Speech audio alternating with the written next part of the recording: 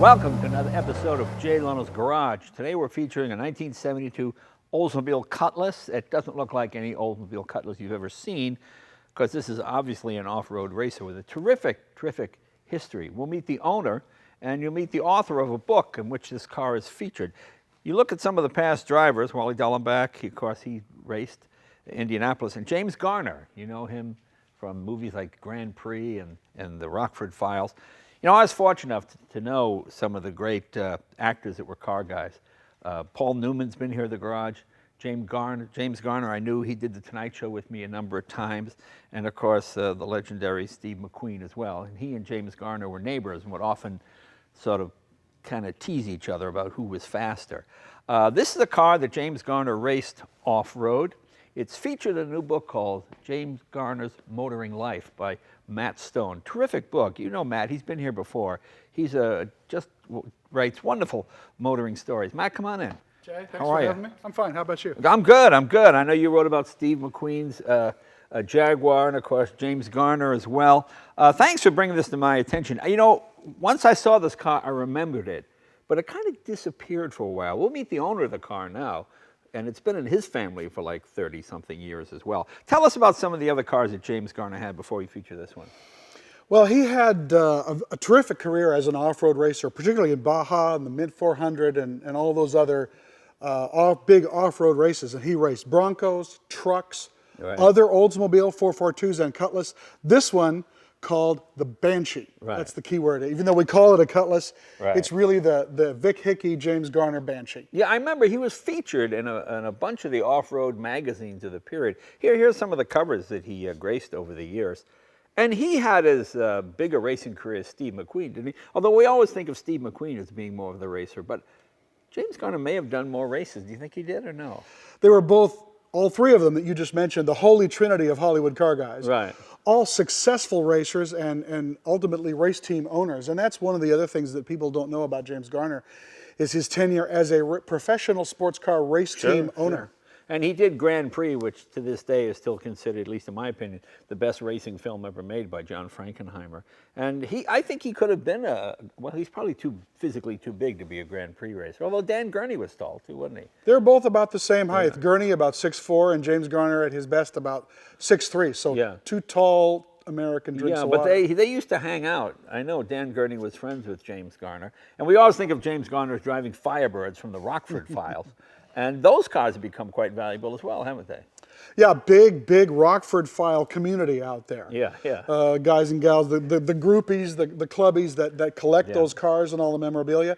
And if you find one of the real cars from the television production, that's a valuable piece. Now, didn't he also have an L88 Corvette? Didn't he have that as well? He over time had Corvettes, Mustangs, Trans Ams, naturally enough, Jags. He had a lot of interesting street cars, many of which are featured in my book. And people usually think of him for, as you say, Grand Prix or Rockford Files, but a serious racer and an absolutely earnest car guy. And he wasn't really a Ferrari or European guy as much. He liked American stuff, didn't he? Had a Ferrari. Oh, he did have a Ferrari. Had some Jaguars, but also drove his Lola T170 race car Yeah. on the street. Yeah, that's right. He couldn't do that anymore. No, that would be stupid to drive a race car on the street. It'd be fun. I'm going to drive on the street a little later. Matt, thank you very much. We're going to meet Jon Swift. Jon is guys have fun. The owner of this car. Jon, come on in. By the way, make sure to see where the engine in this car is. We will do that in a second. Jon, how are you? Your dad had this car, correct? Yes, he did. And you have it, now your son races it. Right, we've all raced it. It's been 3 generations after, of course, James Garner and Wally Back Sr. and a few others have driven the car, but it's, for the day, it's quite a car. It's actually the predecessor to the modern day trophy trucks that we race now in Baja. Let's go to history, because James Garner never actually owned the car. He just drove it, right? This gentleman, Vic Hickey, who was a personal friend of my dad, and got my dad into off-road racing, going down to Mexico and pitting for him. And then once Vic was done with this car, because he was a GM designer. That's right, and an engineer, Engineer, so he built this for GM for the day. It was kind of a project, and once that project was done, Then my dad ended up with the car, and he raced it a while, and then it sat in a museum for 30 years. And it's about what, 2/3 size, right? 2/3 scale, old tube chassis with a fiberglass body. And the really cool thing is, the engine is where the passenger seat should be. You can literally tune the carburetor as you're driving down the road. Why can't we do that with more cars? Reach over and tune the carburetor while you're driving. And that was done, explain why that was done. Well, it was a weight and balance thing. Yeah. They wanted the car to fly level when it left the ground, and the engine set in the center, which was most of the weight, and it flew really good. The problem with this car, it was so short coupled wheelbase, Yeah. it was a handful to hang on to. Yeah, just kind of doing donuts all the time. Right. Okay, so originally it had what, a 455 Olds, correct? Correct. What does it have now? We restored it, and we put an all aluminum LS3 engine in it Okay. for simplicity. So it's electronic. And we've raced it in the Nora Mexican 1000 Rally, my son and I, and it's more for modern day, simplicity. Right. Now, what gearbox are we using here? It has a turbo 400 transmission, the Okay. same transmission that was behind the Olds. Right. Just beefed up a little bit as we've learned things over the years how to make them stronger. Now, do you find yourself, when you're doing off-road racing with this, do you just put it in drive, or do you find yourself shifting and dropping to low and going first, second, and third? Great question. You called an automatic, but it is a manual shift body. So you Okay. have to manually put Okay. it between first, second, and third. So you are shifting it often. Okay, so obviously the hood doesn't open because there's nothing under the hood. There's nothing under the hood. And I notice you have I remember this from the Pontiac GTO. I always thought that was the coolest thing in the world, the tack outside the car, and right. especially in the rain when you couldn't read the tack and it would fog up. And it was But that's always what in your vision because you were looking out the windshield. Yeah, but very cool. So you put that on. Oh, that was original to the car too. Correct. Now, did George Barris, did I hear a rumor that he did this body? He did the body, and I guess of the day you would know more. He was kind of a Hollywood Sure. car guy. Still is. Still is. And Well, he did the Batmobile, of course, and so many of them. correct. Yeah, so he did the body on this for Vic at the time it was built. And of course, if we damage it, it's hard to replace, so Yeah. we try not to hurt it. And this is pretty reserved for George Barris because he kind of does wild, outlandish stuff. Whereas what we've done here is we've taken a section out and just, the wheelbase has got what, a foot missing out of it or something? Yeah, at least. So Yeah. but he kept all the lines the way the Olds Cutlass was in the day and just made it shorter. So Right. you look at it, you know something's wrong, but Yeah. you can't quite put your finger on it. Yeah. Kind of like the girls on Hollywood Boulevard. There's something wrong. I can't put my finger on it. Yeah. Yeah. Okay. Now let's show what it looks like without the body. Here's the tube chassis of the car. Now Vic did that, right? Correct. Vic did the whole car from front to back, but he built it a tube chassis. So if you see the car without the body on it, it just looks like a bunch of metal tubes going everywhere. But you see the workings of the engineering that he put into it Okay. of the day. What's, quote, under the hood? Nothing, right? Just Well, you frame? still have a radiator up Okay. there, but it's set back, and you have some coolers that keep the transmission and Right. oil cooling, but it's mostly open under the hood. And your fuel cell is right there. How many gallons is that? About 20 gallons? That actually is a 42-gallon Oh, it's cell. 42. Yes, Okay. yes. Oh, It it's deeper goes than I deeper thought. than it looks. Yeah, and, yeah. But to run the distances between pits down in Mexico, you needed to have the fuel to get to the next spot, or you So were, there's no power steering. It's just completely manual steering? no, it has power Oh, steering. it does have Yeah, power yeah. steering. Okay. Yeah, Oh, that's no, very cool. They did everything like a car of the 70s would have, but it's been updated and made stronger for the rigors of Mexico. How long has Vic Hickey been gone? Quite a while? He was probably 2004. Oh, I believe okay. was Okay, so, when yeah, he okay, passed. So okay. a little while. Yeah, about 11 years ago. Okay, so your dad had it. So how old were you when your dad got this car?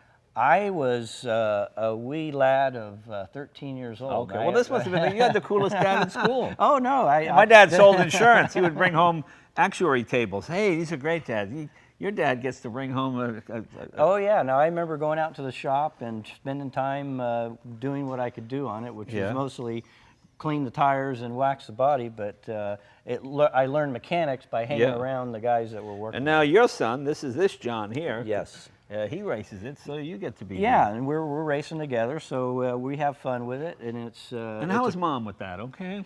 Mom, she has her moments. Yeah, not- she's not- yeah. And when we do the Baja 1000 and the big trophy yeah, truck, my daughter rides with me. So Oh, okay. when the whole family's out there Oh, racing, yeah. Mom is just a wreck. Yeah, Mom could not be more thrilled. Mom hates motorcycles and off-road racing. Those are two non-mom things. Very cool. Well, there's nothing to open here, is there? It's all pretty much self-contained.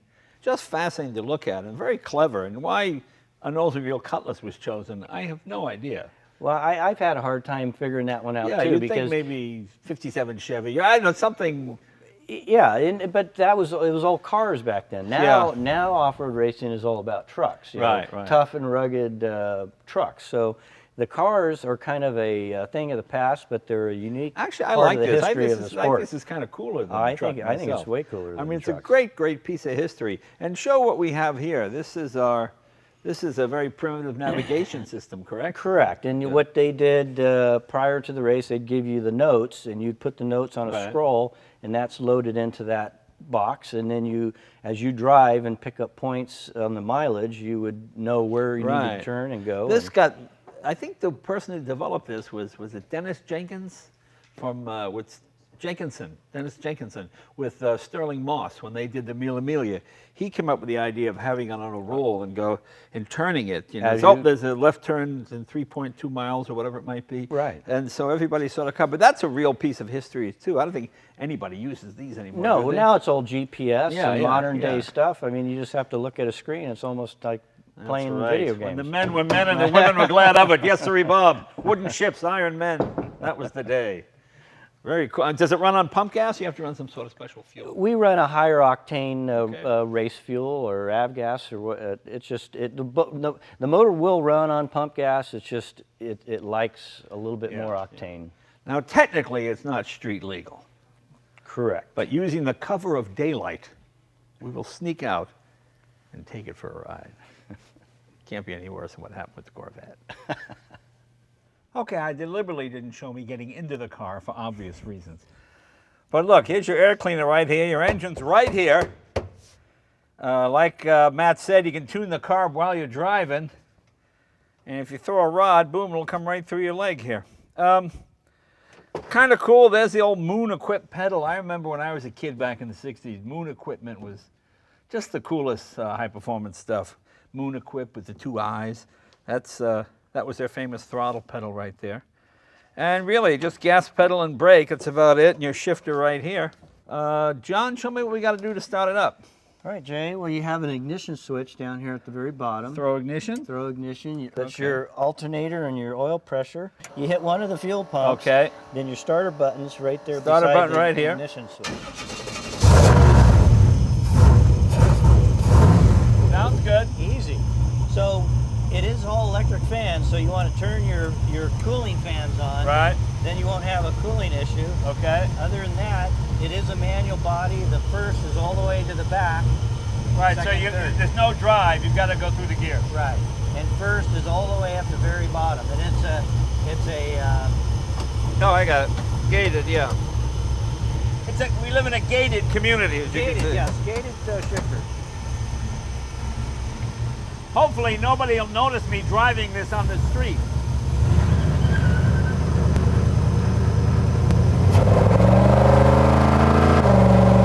This is not your father's Oldsmobile. There's no power assist on these brakes, boy. You gotta jump on these brakes with both feet.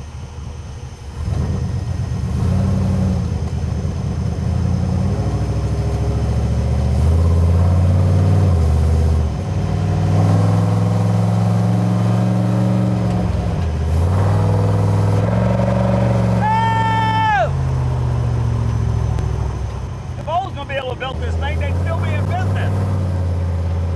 Talk about mid-engine. Something about driving this thing just makes you want to go, yee-haw! You can tell how the old guys in this neighborhood remember this car.